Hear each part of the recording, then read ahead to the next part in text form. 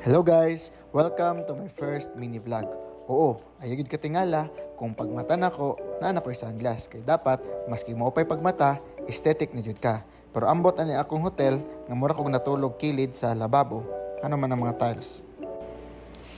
So pagbangon ako, pagkahuman, nalibang layon ko. Kaya medyo likion man ko, nagsayo-sayos ako kadali. Dayon, naligo ko. Pero syempre, dili na ipakita ang akong lawas, kaya makita ninyo ang akong otin ug ako ang lubot. Og syempre, dapat mag-outfit check punta. Okay? So, sulubon ako ang pangtaas. Akong top, kay gikan ni siya sa NGCP.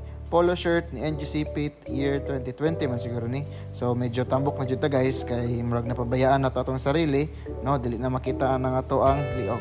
Og atong pangbaba, natay cargo pants. So, mo ni siya akong ginasuot basta conduct og site inspection.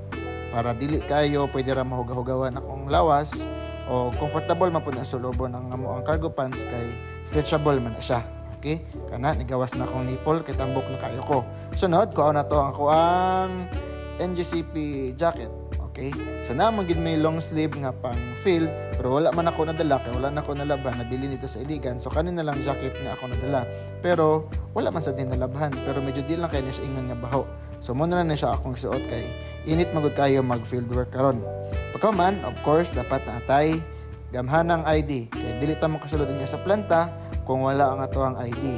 O di man pud ta malag empleyado so kinahanglan na gitay ID para mabalaan nga dili ta dito bystander. So na dili mawala ang sunglass. Okay? Masig asa ka mo adto dapat adyo kay sunglass. Kay bahalag okay na nilayat na wa na gid nilayat na agoy to na gid okay agoy sa kay vitamins aning bataa pagkahuman ready na ko so nagkape-kape ako so kamo man na siya nga mong kauban unya sa pagbuhos so okay ay na mga pina siya so dinod lang guys wala jud ko gapangapi pero kaning kape sa yaki kabalo mo nang yaki kanang yaman ang kalusugan ingatan so mo na siya ang ula ko nagpromota pero mo na siya akong giinom mga kape lami biya kaayo na init na kayo na merisi.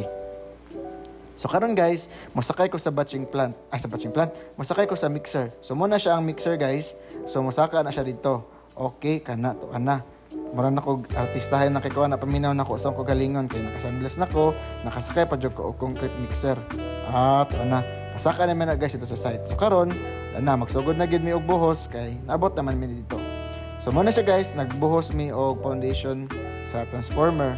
So nami i-upgrade nga transformer from 50 MVA himuong 100 MVA. So mo ni among ginibuhosan karon ang iyang foundation. Kani ako na siya way lain. So sikog ling-iling ana, sikog pangutan na mang libre ba kag paniud to ang contractor ani karon ay joke lang. Bawal bitaw na sila mang libre sa to. Pero mayon tag nang libre sila pero di na ka magsaba ko nang libre bagit. To ana. Oo, ikigid. So karon guys, muna ni siya mong ginatrabaho, mo ni siya ang transformer. Mo ni siya ang foundation. So, ilan na lang ginapatag din na ginalevel na nila aron even geared ang pagplaster sa transformer. Unya, goal na mo is 7 days ma-achieve na namo ang 3000 PSI na strength. Mabalaan na after 7 days kung mubuak na mi og sample. So, muna sila ang gatrabaho karon dito sa site. Nagabian jud mi guys kay dako-dako magud pod ang volume nga amo ang gibuhosan tapos ang ready mix concrete kay gikan pa pod siya sa ubos. So medyo layo-layo gid pod siya. So 60 cubic meter ni ang among volume magibuhosan og naptan jud mi og alas 7. Pero at least ang importante humana. Og dayon ni uli ko sa hotel nga grabe kahugaw. Muna siya. Og mo lang to guys. Thank you for watching sa akong mini vlog. Muna siya. Wa na gyud atiman gyud trahona na. Pati na nang yagita. Okay, thank you guys. Until next time. Bye-bye.